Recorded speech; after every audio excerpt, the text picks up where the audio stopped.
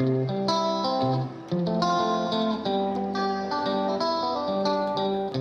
we're going to embroider a terry towel. This is a hand towel. Now, a couple of things that we're going to do with this is that we're going to float the towel. So I'm going to show you how to do that.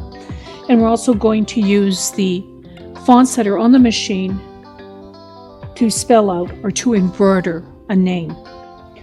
So one of the things is I like to mark the center point of my towel, and I always put my monogram or the name 1 inch above the band. There's a woven band on here.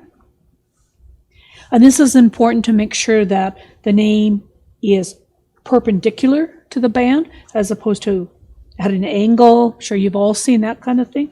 And you want to make sure the center of the name is right on the center of the towel. So what I do for the center is I just fold it in half, do a light finger press, open it up, and then using my water-soluble pen, I just mark the line, and then I use my ruler with the center line in the middle so it's level, and draw a line across. Now this is my hoop, and what I'm going to end up doing is having my design this way, so the name is going to go up down with the first letter in the bottom, last letter in the top. The rest of your towel should be off to this way. Do not embroider this way because this can get caught in the machine. It's better to have the bulk to the left of your machine. So what I'm going to do now is I'm going to use some 505 and lightly spray this. And it's repositional. So once I spray it, I'm going to put it onto my hoop, and then I'm going to show you how to do the positioning on your machine. So it doesn't matter if my line here is going this way, I'm going to use the positioning to make sure that it's bang on. Sometimes I've actually marked the back of my towel if it's being difficult. A very light spray. Now this is my center line. I have 2 hash marks in here, so I can line that up.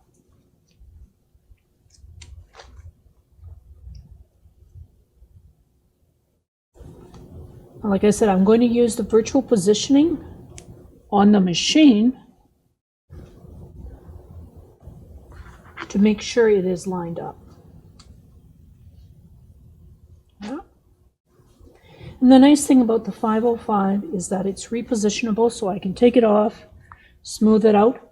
Do not pull the terry towel because it does have stretch to it, and you don't want to stretch it out of shape. Okay. Now, like I said, everything is always better with topping. I think I need a bigger piece. So I have a piece here. So I'll take my tape, tape it here. Now be careful when you're taping on a terry towel because you don't want to pull the loops off. Now I would not use 505 on the topping because it may make the lines a little harder to see. Okay. So let's go over to the machine and let's load up our design. So I'm going to go home, embroider.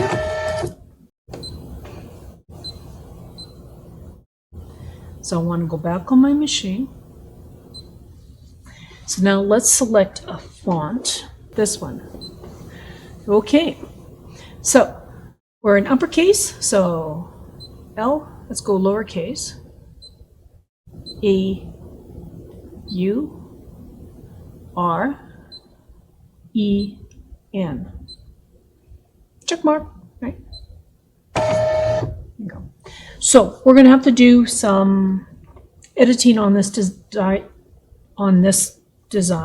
Obviously, it's going the wrong way. So we're going to rotate this.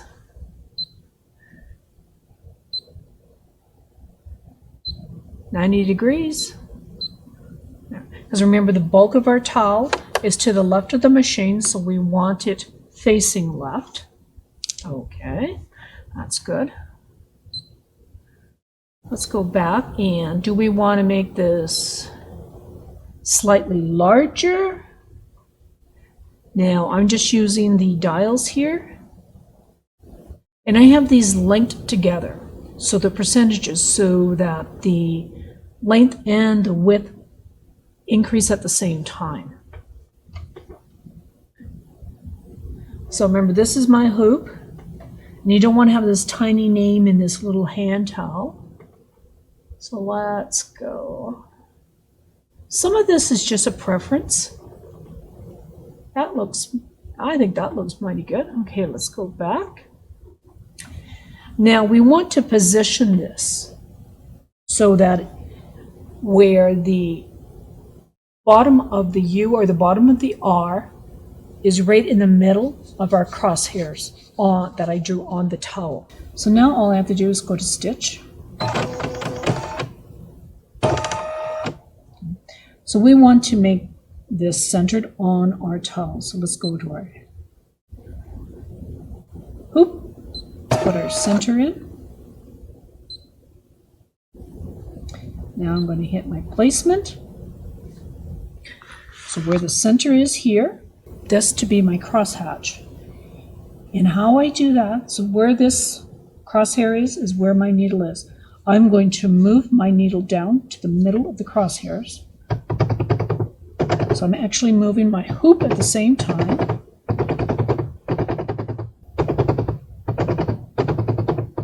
Make sure I have enough room there. Okay, now I need to go up. And what I usually do is I just drop my needle down ever so gently. And let's go. Let's come forward a bit.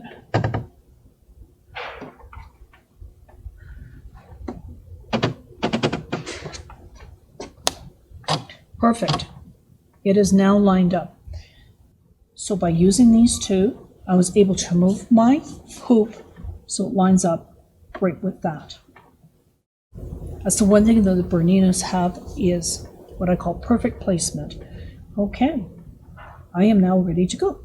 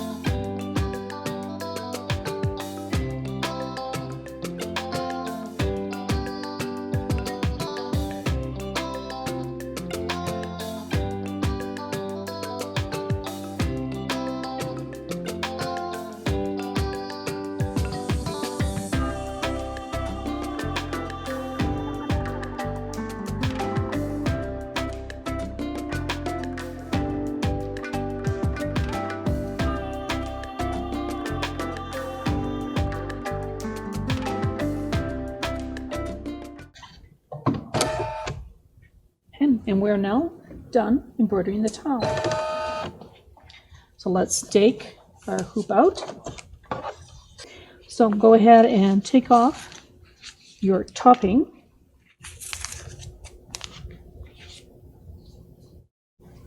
Gently take the tape off, because what you don't want to do is snag one of the loops on the terry towel. And then I just rough cut around the words. Run the letters, I should say. Now, when you have topping, make sure you store it in a sealed bag, like a big Ziploc. This will dry out. Now, we live in a very dry climate here in Calgary, so everything we have is in Ziplocs. In fact, this one's in a double Ziploc. Now, you can save this for other projects. Again, put it in a Ziploc. I don't have to take too much off, because we're going to throw this right into the washing machine and into the dryer. And then Lauren will have a beautiful hand towel with her name on it. That out. Back is beautifully clean. So here's a really good example of how the bobbin thread works. It's in the middle and the top threads have wrapped around it. So this is an excellent example of what your embroidery stitches should look like. Just trim any little errant threads. Yep. And we're just going to rough cut on the aqua mesh. Make sure you don't cut your tea towel or your terry towel.